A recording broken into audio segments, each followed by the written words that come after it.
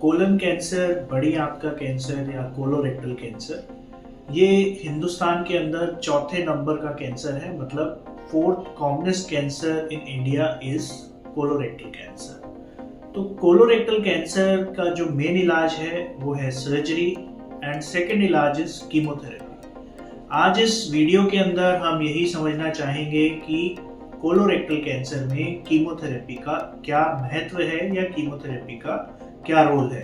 नमस्कार, मैं डॉक्टर नीरज गोयल हूँ। मैं एक जीआई कैंसर सर्जन हूँ, Delhi institute of gastro sciences, Adarsh Nagar, Delhi से। आज हम बात करने वाले हैं कोलोरेक्टल कैंसर में कीमोथेरेपी के रोल के ऊपर।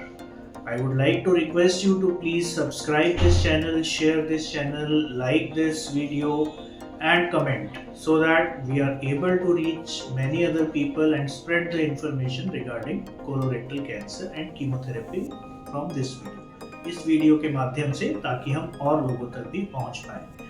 तो शुरू करते हैं कोलोरेक्टल कैंसर और कीमोथेरेपी। कोलोरेक्टल कैंसर, जैसे मैंने शुरुआत में बताया, ये फोर्थ मोस्ट कॉमन कैंसर है। इसके जो प्रमुख लक्षण होते हैं वो आपका लैट्रिन के रास्ते से खून होता है, एनीमिया होता है, भूख लगना कम हो जाता है, पेट फूल सकता है। तो उसका डायग्नोसिस करके हम उसको ट्रीटमेंट के लिए लेते हैं। मेन ट्रीटमेंट इज सर्जरी और सर्जरी के साथ कीमोथेरेपी। तो कीमोथेरेपी को समझने के लिए, कीमोथेरेपी मतलब जो हम नस के थ्रू दवाइयाँ देते हैं कैंसर को खत्म करने के लिए।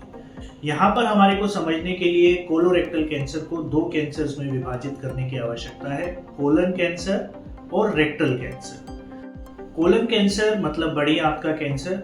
बड़ी आंत के कैंसर के अंदर जो कीमोथेरेपी होती है वो कीमोथेरेपी ऑपरेशन के बाद दी जाती है अक्सर।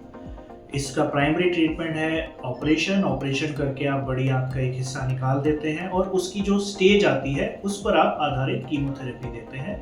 अगर हम स्टेज को यहाँ पे समझने की कोशिश करें, स्टेज 1 मतलब कैंसर जो आपकी बड़ी आंत की म्यूकोजा तक लिमिटेड है, और स्टेज 2A मतलब वो म्यूकोजा से अगली लेयर की तरफ जाना शुरू हुआ है। ये दो स्टेजेस होती हैं जिसके अंदर कीमोथेरेपी अक्सर नहीं दी जाती है। स्टेज 2A के बियॉन्ड बाकी सारी स्टेज में, मतलब 2B, 3A, B, C, 4 के अंदर कीमोथेरेपी का रोल आता है। तो स्टेज 2A के अंदर भी कुछ स्पेसिफिक से ट्यूमर्स होते हैं जिसके ऊपर हम एक MSI टेस्टिंग करते हैं। आपका जो स्पेसिमेन निकला होता है उसके ऊपर एक MSI टेस्टिंग करते हैं। अगर MSI स्टेबल है तो हमारे को कीमोथेरेपी की आवश्यकता होती है। मतलब म्यूटेशन अगर नहीं है तो हमें कीमोथेरेपी की आवश्यकता होती है। तो स्टेज 1 और 2A हमें कीमोथेरेपी नहीं देनी है, 2A में कुछ स्पेसिफिक सिनेरियो में हमें देनी है। आजकल कीमोथेरेपी का रोल कोलन कैंसर, बड़ी आंत के कैंसर में ऑपरेशन से पहले भी आ रहा है। कुछ स्टडीज हैं जिसके अंदर बताया गया कि आपका कैंसर इतना बड़ा है, आसपास के एरियाज में वो फैला हुआ है, तो उस सिचुएशन में आपको कीमोथेरेपी पहले देनी है ताकि ट्यूमर छोटा हो जाए और आप ऑपरेशन के लिए उसको ले पाए। तो ये वाली जो सिचुएशन है ये बड़ी स्पेसिफिक सी सिचुएशन है। इसको मल्टीडिसिप्लिनरी ट्यूमर बोर्ड के अंदर बैठकर सारे डॉक्टर्स इकट्ठा डिस्कस करके फिर उसकी तरफ बढ़ते हैं। अगर अब हम रेक्टल कैंसर की बात करते हैं, मतलब मलाशय का जो कैंसर है, लैट्रिन के रास्ते का जो कैंसर है, उसमें कीमोथेरेपी का जो रोल है वो ऑपरेशन के बाद तो सिमिलर इंस्टेंसेस में है ही, जैसे हमने अभी बड़ी आंत के कैंसर के बारे में बात किया। पर इसका एक रोल आजकल जो आपके ऑपरेशन से पहले है, जिसको हम नियो एडजुवेंट कीमोथेरेपी बोलते हैं, मतलब ऑपरेशन से पहले की कीमोथेरेपी। जो रेक्टल कैंसर होता है उसके अंदर कुछ स्पेसिफिक क्राइटेरिया होते हैं। जैसे मान लीजिए आपकी कोई, जो आपने MRI या CT स्कैन या PET CT स्कैन किया है, तो उसके अंदर आपको कोई लिम्फ नोड दिख गया है, या आपका जो ट्यूमर है वो आपकी जो बाउल की, जो रेक्टम की जो वॉल है उससे थोड़ा बाहर की तरफ निकल रहा है। तो ये सिचुएशंस होती हैं जिसमें आप कीमोथेरेपी पहले देते हैं रेडियोथेरेपी के साथ। तो जब आप ये कीमोथेरेपी देते हैं इस रेक्टल कैंसर के लिए रेडियोथेरेपी के साथ, तो ये भी दो प्रकार से दी जाती है।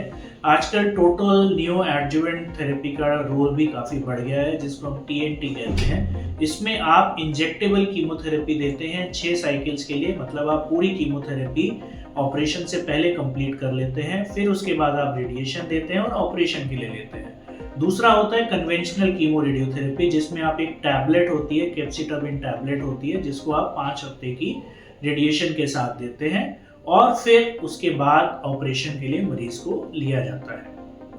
अब ये तो सिचुएशन आई है जब हम क्यूरेटिव बात कर रहे हैं, मतलब हम कैंसर को जड़ से खत्म करना चाह रहे हैं। अब सिचुएशन आ जाती है मेरी स्टेज 4, मतलब मेरा कैंसर जब फैला हुआ है। तो ये सिचुएशन होती है जहां पर मेरी प्राइमरी ट्रीटमेंट कीमोथेरेपी बन जाती है। कीमोथेरेपी इस सिचुएशन में दी जाती है क्योंकि सर्जरी से मैं लाइफ स्पैन को इतना इंक्रीज नहीं कर सकता हूँ। कीमोथेरेपी अगर बहुत अच्छे से काम करती है तो कुछ केसेस होते हैं जिसमें हम आपका ऑपरेशन के लिए मरीज को ले सकते हैं। तो स्टेज 4 जब आती है तो कीमोथेरेपी प्राइमरी रोल में आ जाती है। यहाँ पर मैं स्ट्रेस करना चाहूँगा कीमोथेरेपी के जो अलग प्रकार की होती हैं, जिसमें हम टारगेटेड थेरेपी और इम्यूनोथेरेपी को भी लेके आते हैं। ये कुछ स्पेसिफिक मार्कर्स होते हैं, जो मार्कर्स के बेसिस पर हम ये टारगेटेड थेरेपी या इम्यूनोथेरेपी साथ में यूज करते हैं स्टेज 4 के अंदर। अब जब स्टेज 4 की हम बात कर रहे हैं तो कोलोरेक्टल कैंसर के अंदर साइटोरेडक्टिव सर्जरी और हाइपेक का मतलब होता है हाइपरथर्मिक इंट्रापेरिटोनियल कीमोथेरेपी, मतलब वो कीमोथेरेपी जो आप ऑपरेशन के दौरान पूरी बीमारी को हटाने के बाद ऑपरेशन में ही आप पेट के अंदर 42 डिग्री टेम्परेचर पे सर्कुलेट कराते हैं लगभग 90 मिनट के लिए। तो यहाँ पर भी कीमोथेरेपी का रोल है। ये स्टेज 4 डिजीज के अंदर किया जाता है जिसमें आपकी बीमारी पेट के अंदर फैली होती है। तो कुल मिलाकर अगर मैं संक्षेप में समझने की या समझाने की कोशिश करूं तो कीमोथेरेपी एक बहुत मेजर पार्ट प्ले करती है कोलोरेक्टल कैंसर के इलाज के अंदर। सर्जरी प्राइमरी ट्रीटमेंट है। कीमोथेरेपी सर्जरी के बाद अक्सर दी जाती है, रेक्टल कैंसर में अक्सर ये पहले भी दी जाती है। ये कीमोथेरेपी है, इम्यूनोथेरेपी है और टारगेटेड थेरेपी है, जिन्होंने सर्जरी के साथ मिलकर आजकल कोलोरेक्टल कैंसर का सर्वाइवल काफ़ी इंक्रीज कर दिया है।